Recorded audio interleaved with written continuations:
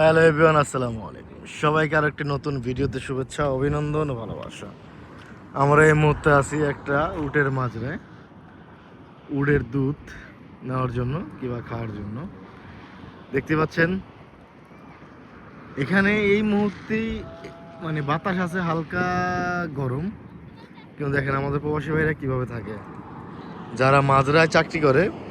আমি ভিডিওটি মূলত পক্ষে এই কারণেই বানানো, ওই যে দেখেন দুইটা ব্যাটারি আছে, এই দুইটা ব্যাটারিতে লাইট জ্বালায়, মানে সোলারের চার্জ হয়।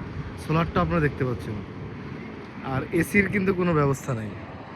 তো আমি ভিডিওটি মূল বানানোর কারণ হচ্ছে, যারা আমরা এসিতে বসে চাকরি করি না, 2 টাকা বেতন কম হলেও আল্লাহর কাছে লাখো কোটি শুকরিয়া আদায় করুন। দিন শেষে আপনি ভালো আছেন। আপনি দেখেন রাতের বেলা ঠিক আছে, এরা দিনের বেলা এদের কি অবস্থা। এরা দিনের বেলায় কোথায় আশ্রয় নেয়? এইখানটাতে আশ্রয় নিতে হয়। এই 40 ডিগ্রি 50 ডিগ্রি যত তাপমাত্রায় হোক না কেন, এখানেই তাদের আশ্রয়ের শেষ স্থান। আর মাজরায় যারা কাজ করে এদের প্রচুর পরিমাণে কষ্ট পাই। তো এই যে এখন যে দুধটা দোয়াইতেছে, এটা আমরা নিব, আমরা বাসায় নিয়ে জাল দিয়ে খাবো, কাঁচা